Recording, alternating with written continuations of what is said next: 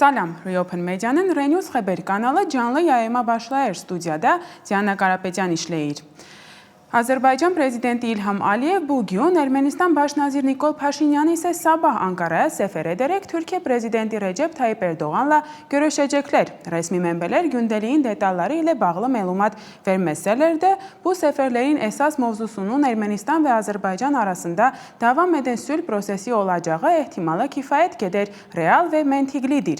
Bu görüşler fonunda Türkiye'nin bölgedeki artan roluna xüsusi diqqət yetirmək lazımdır. Ənənəvi olarak Ankaranı düşmən kimi təqdim edən Ermənistan 2022 ildən başlayaraq Türkiye ile ticaret ve humanitar sahələrdə münasibətləri mərhələli şəkildə genişləndirilir.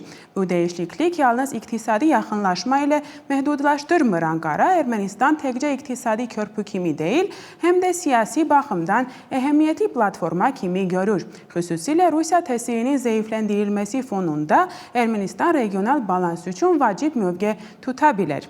Bu yanaşma Türkiye'nin təkcə regional güc değil, hem de vazitəçi roluna oynamaq istədiyini gösterir. Ankara bugün yalnız Azerbaycanla strateji müttefiqliyini değil, hem de Cənubi Qafqazda sabitliyə tövbə verə biləcək. Yeni siyasi platformalarda qurulması təşviq edir. Beləliklə, Türkiye tədricən bölgədə sülhün ve geosiyasi balansının formalaşmasında esas oyunculardan birine çevirir. Azerbaycan Prezidenti İlham Aliyev Ankara'da səsləndirdiyi vacib mesajlar, verdiği siyasi siqnallar ve bu çıxışların mümkün mənaları barədə sizi dəvət edirəm tanış olmağa növbəti reportajımda. Gəlin baxaq. Türkiye Azerbaycanın yanındadır. Azerbaycan da Türkiye'nin. Azerbaycan Prezidenti İlham Əliyevin Ankara'ya rəsmi səfəri bu mesajla başlayıb. İyunun 19'unda Türkiye'nin Kahramanmaraş şəhərində Əliyevi şəxsən Recep Tayyip Erdoğan qarşılayıb. Səfərin əsas vurğusu həm sülh, həm də sınaq günlərində qardaşlıq dəstəyini nümayiş etdirilməsi idi. Kahramanmaraşda Əliyev və Erdoğan Azərbaycan məhəlləsinin açılış mərasimində iştirak ediblər. Azərbaycan Prezidenti xüsusi olaraq vurğulayıb ki, həm Qarabağ müharibəsi zamanı, həm də digər böhranlı anlarda Türkiye Azərbaycanın yanında olub. Əliyev vurğulayıb ki, Şuşa bəyannaməsi ilə təsdiqlənən müttəfiqlik münasibətləri siyasi və iqtisadi formulalardan üstündür. Biz sadəcə qardaşlıq, bir millət, iki dövlət deyə o Erdoğanın köhnə şüarını təkrarlayıb. Türkiye Prezidenti Tayyip Erdoğan isə Əliyevə təşəkkür edərək Türkiye'nin ağrısına ilk reaksiya verən Azərbaycan oldu deyə vurğulayıb. Açılış mərasiminin sonunda Erdoğan, Türk yazıçısı Əbdülrəhim Karakoçun Qarabağa məktub şeirindən parçalar səsləndirib. İlham Əliyevin Türkiye'yə səfəri rəsmi gündəlikdən əlavə aydın siyasi mesaj idi. Səfər zamanı Ermənistan adı demək olar ki, çəkilməsə də səslənən sözlər və seçilmiş format konkret məna daşıyırdı. Azərbaycan və Türkiye liderlərinin dilindən aydın bir mesaj səsləndi. Regionun gələcəyi müttəfiqlik münasibətləri əsasında qurulacaq. Bir millət, iki dövlət prinsipi burada təkcə bir şüara deyil, həm də yenidən təsdiqlənmiş bir həqiqətə çevrilir. Erdoğanın səsləndirdiyi fikir ki, Azərbaycanla Ermənistan arasında sülhün bərqərar olması ilə öz təriflərinə görə azad edilmiş, lakin reallıqda ermənilərdən təmizlənmiş Qarabağ ərazilərində ehtimal olunan bərpa prosesi daha da sürətlənəcək. Bu da İrevana ünvanlanmış aydın bir mesajdır. Bu və Paşinyanın gözlənilən səfəri bölgəni yeni regional təsəvvürlər platformasına çevirəcək. Sözlərlə deyil, alt mətnlə kimin yanında olduğu və gələcək regional strukturların təməlinə hansı hərbi siyasi dəyərlərin qoyulduğu deyildi. Ermənistanın bu mesajlara necə cavab verəcəyi isə artıq sabah Nikol Paşinyanın səfəri zamanı bəlli olacaq. Diana Karapetyan, Reopen Media. Lakin buradan bir sual doğur. Bu prosesdə Ermənistan hansı mövqedədir? Türkiye, Azərbaycanın qardaş dövləti kimi çıxış edir və bu münasibətlərdə heç bir qeyri-müəyyənlik yoxdur. Ermənistan isə bu prosesdə faktiki olaraq təkdir. Türkiye'nin açıq-aşkar Bakı ilə sıx siyasi və hərbi ittifaqı fonunda biz Ermənistan tərəfindən bu danışıqlardan nə gözləyə biləcəyimizi tam bilmirik. Belə bir mənzərədə Ankaranın təşəbbüsləri nə qədər geniş olsa da, Ermənistanın maraqlarının necə qorunacağı və ölkənin bu prosesdə bərabər hüquqlu tərəf kimi çıxış edə biləcəyi açıq qalan suallardandır. Ermənistanın baş naziri Nikol Paşinyan Ankara'ya səfər etməkdən əvvəl verdiyi açıqlamada ölkəsinin bugün regional problemlərə indiyə qədər heç vaxt olmadığı qədər hazır olduğunu bildirib. Bu hazırlığın en vacib ifadəsi balaslandırılmış xarici siyaset neticəsində əldə etdiyimiz xarici əlaqələrdir. Bəli, Azərbaycanla sülh prosesi davam edir və bəli, Türkiyə ilə aktiv dialoq mövcuddur. Müxtəlif istiqamətlərdə münasibətlərin və vəziyyətin tənzimlənməsi, eləcə də Ermənistanın beynəlxalq nüfuzunun misilsiz və şübhə doğurmayan yüksəlişi bunun sübutudur, Paşinyan deyib. Bu mövzuda daha ətraflı və müxtəlif baxışlardan öyrənmək üçün sizləri hazırladığımız xüsusi reportaj izləməyə dəvət edirik. Reportajda Ermənistanın baş naziri Nikol Paşinyanın Türkiyəyə nəzərdə tutulmuş səfəri ərəfəsində səslənən müxtəlif qiymətləndirmələr və proqnozlar təqdim olunur. İzləməyə dəvət edirəm. Tarixi səfər, məşhur Türkiyə kütləvi informasiya vasitələri öz başlıqlarında bu ifadədən istifadə edir və davam edirlər. Türkiyə Nikol Paşinyanı gözləyir. Sabah Ankara'da Paşinyan və Erdoğan görüşəcək. Bu Ermənistan rəhbərinin Türkiyəyə ən yüksək səviyyədə ilk işgüzar səfəridir. Paşinyan jurnalistlərə nəyi müzakirə edəcəklərini deməyib. Tarixi səfər ifadəsinin müəllifi Alen Simonyan jurnalistlərə bildirmişdi ki, sülh müqaviləsinin hansı ölkənin dəstəyi ilə imzalanmasının heç bir əhəmiyyəti yoxdur. Onun sözlərinə görə bu, hamının maraqlarına uyğun olacaq. Türkiyə Kivləri öz diplomatik mənbələrinə istinadən yazır ki, Erdoğan və Paşinyan sülh müqaviləsi və Zəngəzur dəhlizi məsələsini müzakirə edəcəklər. Məqalə müəlliflərinə görə Ankara ümid edir ki, ölkə daxilindəki ictimai və siyasi narazılıqlara baxmayaraq, Paşinyan Zəngəzur dəhlizi ilə bağlı yeni addımlar atmağa hazırdır. Türkiyə Kivləri proqnozlaşdırır ki, Erdoğanla yüksək səviyyəli təmaslar Paşinyanın ölkə daxilindəki mövqelərini də gücləndirəcək, xüsusən də gələn il gözlənilən seçkilər öncəsi. Türkiyəyə səfər xəbərini ilk yayan 24 News yazır ki, əlindəki etibarlı məlumatlara görə Paşinyan Erdoğanla sülh müqaviləsinin və ya buna bənzər başqa bir sənədin imzalanmasını müzakirə edəcək. Sənəd sentyabrda Vaşinqtonda və ya dekabrda əmirliklərdə imzalana bilər. Kivin mənbəyi bildirib ki, Paşinyan konstitusiyaya dəyişiklik edilməsi ilkin şərtini danışıqlardan çıxarmağa müvəffəq olub. Azərbaycanlılara göstərib ki, heç bir sosial sorğu ilə buna nail olmaq sadəcə mümkün deyil və bu cür proseslər onun hakimiyyəti üçün təhlükəlidir. Bunun əvəzində o, Erməni Apostol kilsəsinin mövqelərini zəiflətməyə öhdəsinə götürüb. İkinci bir ilkin şərt də var. Müqavilə imzalandıqdan sonra Rusiya hərbi bazasını çıxarmaq. Yeri gəlmişkən Paşinyanla görüşdən əvvəl bugün Erdoğan Azərbaycan prezidenti Əliyevlə görüşəcək. Prezidentlər zəlzələdən sonra Kahramanmaraş şəhərində inşa edilmiş Azərbaycan məhəlləsinin açılışında iştirak edəcəklər. Sabah Ankara'da Paşinyan və Əliyevin də görüşməsi mümkündürmü? Həm Ermənistan, həm də Azərbaycan tərəfi belə bir görüşün planlaşdırılmadığını bildirir. Baxmayaraq ki, müxtəlif münasibətlər Paşinyan və Əliyevin necə deyərlər ayaqüstü təmasları bir dəfədən çox olub. Türkiyədə Ermənistanın baş naziri ilə Azərbaycan prezidenti arasında görüş nəzərdə tutulmur. Bu barədə baş nazirin mətbuat katibi Nazeli Bağdasaryan məlumat verib.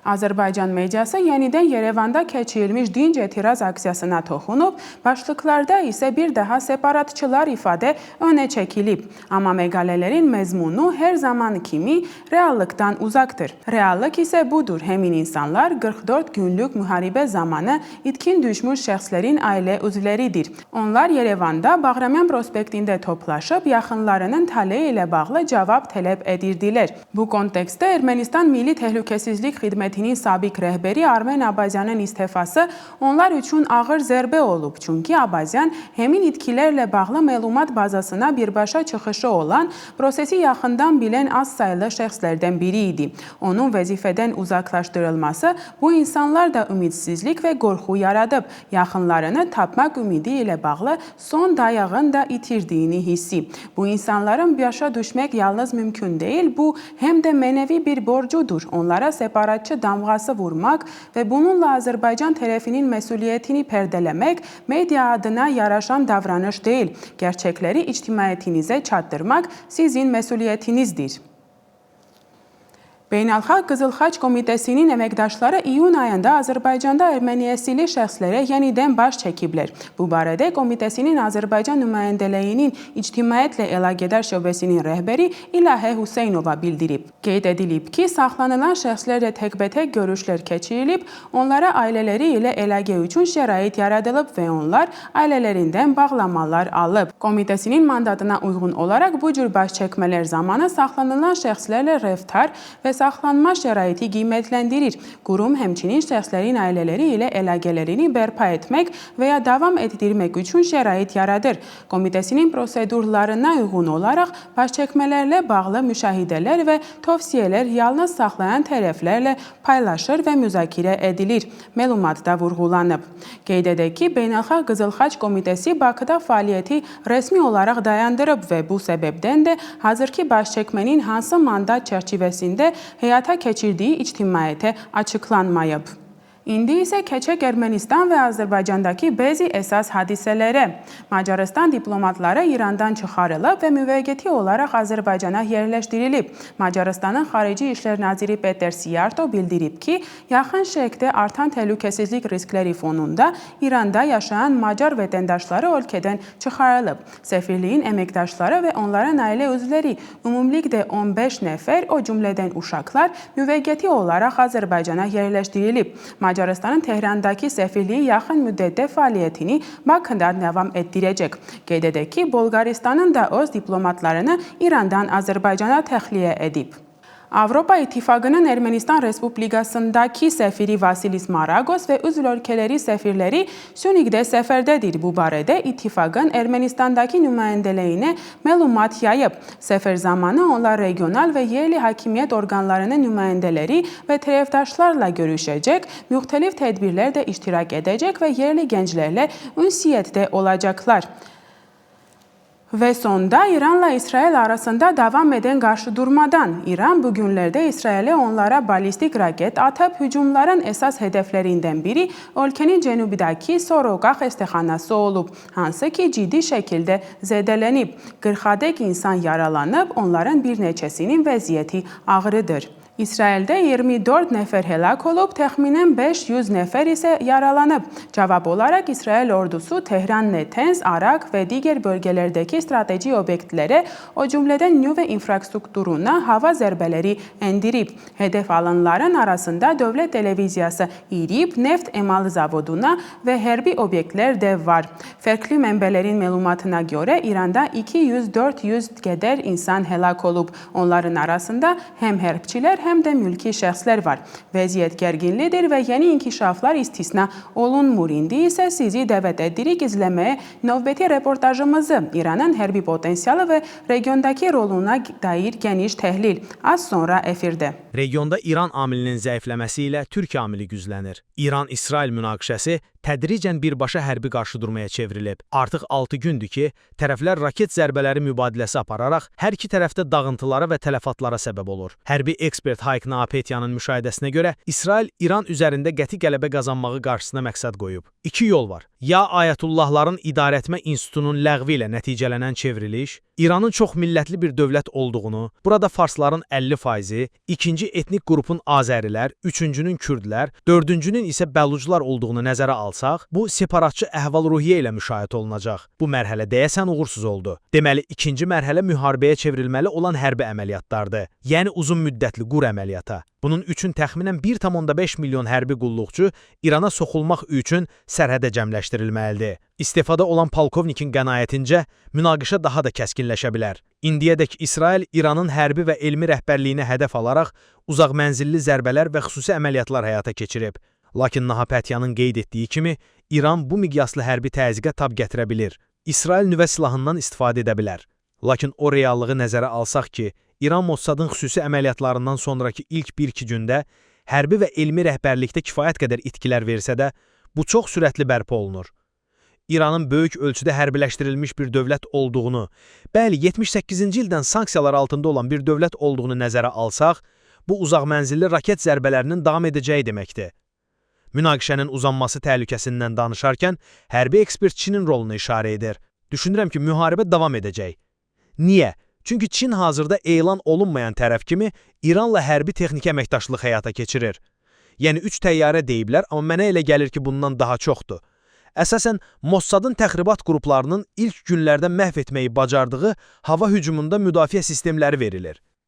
İsrail öz raket əleyhindən müdafiəsi, xüsusilə də dəmir günbəz ilə tanınsa da, ekspert qeyd edir ki, ballistik raketlərin yalnız kiçik bir hissəsi vurulub. Qalanları isə hədəflərinə çatıb.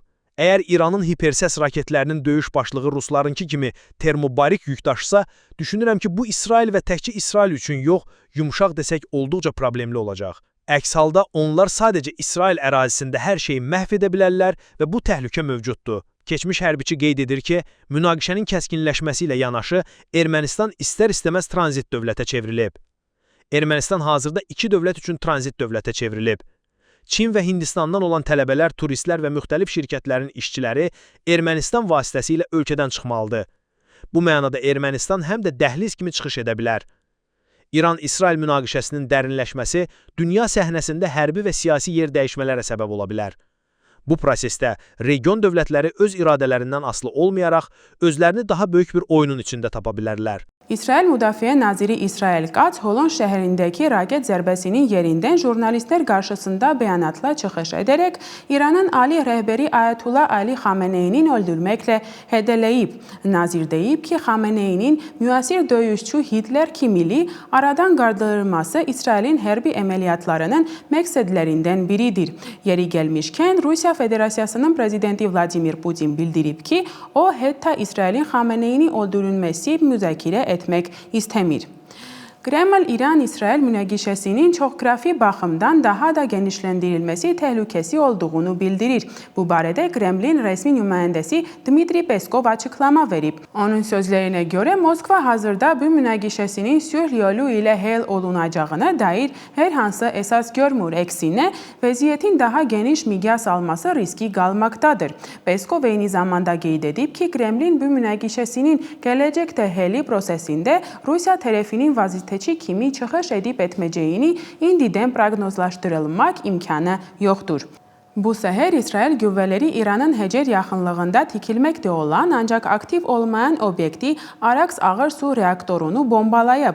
İranın dövlət televiziyası oktyabrdan əvvəl reaktorun boşaldığını və radiasiya təhlükəsi olmadığını açıqlayıb. Lakin əgər gələcəkdə belə hücumlar radiasiya təhlükəsi yaradırsa, bu regionda xüsusilə Azərbaycan və Ermənistan üçün ciddi nəticələrə yol aça bilər. Ermənistan İranla birbaşa sərhəddə yerləşdirdiyindən radiasiya sızması böyük ekoloji və insan sağlamlığı böhranına səbəb ola bilər. Belə bir hadisə geniş miqyaslı əhalinin köçürülməsi, kənd təsərrüfatının zərər görməsi və ciddi səhiyyə problemləri ilə nəticələnə bilər. Ermənistan üçün bu regional təhlükəsizliyin və iqtisadiyyatın ciddi sarsıntının demək olardı. Azərbaycan da İranla sərhəddə yerləşir və radiasiya təhlükəsi onun enerji infrastrukturuna və əhalisində ciddi təhlükə yarada bilər. Bu, Azərbaycanın regional sabitlik və iqtisadi inkişaf üçün əsas təhdidlərdən biri ola bilər. Belə, radiasiya təhlükəsinin olması regionda humanitar böhran və ekoloji fəlakət riskinin artırır, hər iki ölkənin sosial və iqtisadi sistemlərinə böyük zərbə vurardı. Və son olaraq qeyd edək ki, yüzlərlə İranlı Məğribdəki Ermənistan-İran sərhədi başda olmaqla keçid məntəqəsinin keçərək Yerevana doğru hərəkət edir. Bu barədə yerli mətbuat məlumat yayıb. Biz regiondakı vəziyyəti izləməyə davam edəcəyik və sizə yalnız dəqiq və faktlarla əsaslanan məlumatları çatdıracağıq. Siz bizi YouTube, Telegram, Instagram, X, Facebook, Spotify-da tapa bilərsiniz və ya bizi reopen.media saytında izləməyə bilərsiniz. Bugünlük bu qədər və görüşənədək sağ olun.